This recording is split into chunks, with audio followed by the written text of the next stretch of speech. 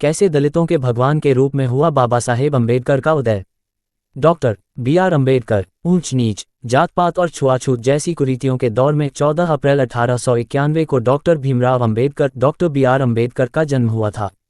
उस असाधारण शख्सियत को लोग बाबा साहेब कहा करते हैं।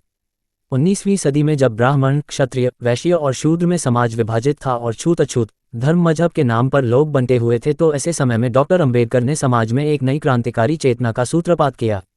निम्न जाति से होने के कारण बचपन से ही उन्हें दुर्व्यवहार और भेदभाव डिस्क्रिमिनेशन झेलना पड़ा। उनके जीवन में कई ऐसी घटनाएं हुईं जिनकी वजह से उन्हें हिंदू धर्म से विमुख होना पड़ा। बाद में उन्होंने बौद्ध धर्म अपना लिया। छोटी सी उम्र में ही भीमराव सामाजिक भेदभाव को समझ रहे थे। बचपन से ही उन्हें भेदभाव झेलना पड़ा। अपनी बायोग्राफी में भीमराव अम्बेडकर ने अपने साथ भेदभाव की कई ऐसी घटनाओं का जिक्र किया है जिसे पढ़ते हुए उस समय के सामाजिक विभाजन को समझा जा सकता है। अपनी बायोग्राफी में उन्होंने लिखा है, स्कूल में मुझे एक कोने में अकेले बैठना पड़ता था। मैं अपने बराबर के साथियों संग नहीं बैठ सकता था। मैं अपने बैठने के लिए एक बोरा रखता था और उस बोरे को स्कूल की सफाई करने वाला नौकर भी नहीं छूता था, क्योंकि मैं अछूत हूँ। स्कूल में ऊंची जाति के लड़कों को जब प्यास लगती तो वे शिक्षक से पूछकर नल पर जाते और पानी पीकर आ जाते थे, पर मेरी बात अलग थी। मैं नल को छू नहीं सकता था। शिक्षक की इजाज़त के बाद भी चपरासी का होना जरूरी था, ताकि मैं मटके को हाथ न लगाऊं। अगर चपरासी नहीं है तो मुझे प्यासा ही रहना पड़ता था। हम अछूत थे, इसलिए हमारा कपड़ा कोई धोबी भी नहीं धोता था। घर में कपड़े मेरी बहन धोती थी। ऐसा नहीं था कि सतारा में धोबी नहीं थे या फिर हमारे पास धोबी को देने के लिए पैसे नहीं थे। हमारे बाल भी बड़ी बहन काटती थी, क्योंकि नाई भी हम अछूतों को नहीं छूता था। ये तो उनके बचपन की महज कुछ घटनाएं हुईं। 19वीं सदी में समाज में निम्न जातियों के साथ और भी बुरे बर्ताव हुआ करते थे। शूद्रों में निम्न और गरीब जातियों को शामिल करके उन्हें अछूत कहा जाने लगा। अछूतों को तालाबों, कुओं, मंदिरों, शैक्षणिक संस्थाओं जैसे सार्वजनिक जगहों पर जाने से वंचित कर दिया गया था। मानवता को शर्मसार कर देने वाली परिस्थितियों के बीच दलितों, पिछड़ों और पीड़ितों के मुक्तिदाता और मसीहा बनकर अवतरित हुए।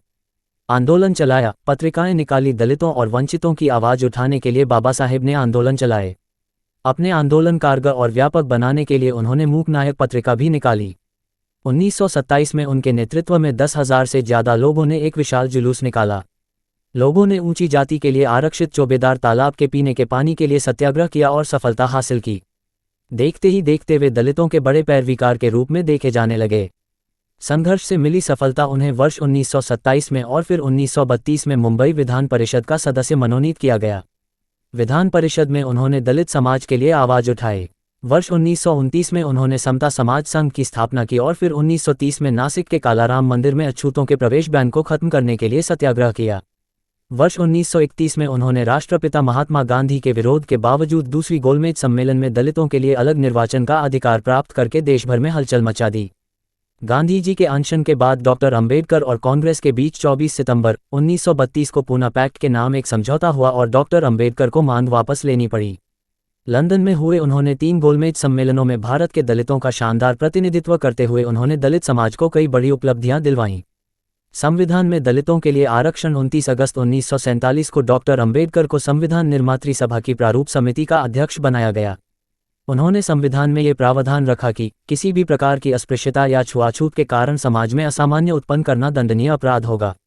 इसके साथ ही उन्होंने अनुसूचित जाति एवं जनजाति के लोगों के लिए सिविल सेवाओं, स्कूलों और कॉलेजों की नौकरियों में आरक्षण प्रणाली लागू करवाने में भी सफलता हासिल की। वर्ष 1949 में उन्हें स्वतंत्र भारत का पहला कानून मंत्री बनाया गया।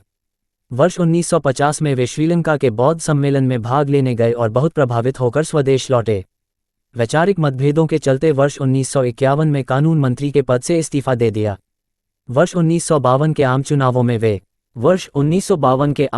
में वे हार गए। हालांकि 1952 से वर्ष 1956 तक वे राज्यसभा के सदस्य रहे। कानून बनने के बावजूद दलितों की दयनीय स्थिति देख वे अध्ययन और मंथन में लग गए। बौद्ध धर्म अपनाया। समाज में दलितों, शोषितों की स्थिति सुधारने के लिए उन्होंने लंबा गहन अध्ययन और मंथन किया। निष्कर्ष निकाला कि एकमात्र बौद्ध धर्म ही दलितों को न केवल सबके बराबर ला सकता है, बल्कि अछूत के अभिशाप से भी मुक्ति दिला सकता है। इसके बाद उन्होंने 1955 में भारतीय बौद्ध महासभा की स्थापना की और 14 अक्टूबर 1956 में अपने 5 लाख अनुयायियों के साथ बौद्ध धर्म की दीक्षा लेकर एक नए युग की आधारशिला रखी। एक शिक्षक, कानूनविद, पदाधिकारी, समाजसेवक, पत्रकार, राजनेता, संविधान निर्माता, दार्शनिक, विचारक, वक्ता आदि रूपों में समाज और देश की सेवा कर उन्होंने अनूठी छाप छोड़ी। सूचना सिर्फ मान्यताओं और जानकारियों पर आधारित है। यहाँ ये बताना जरूरी है कि यह मेरा वीडियो किसी भी तरह की मान्यता, जानकारी की पुष्टि नहीं करता है। किसी भी जानकारी या मान्यता को अमल में लाने से पहले संबंधित विशेषज्ञ से सलाह लें। धन्यवाद।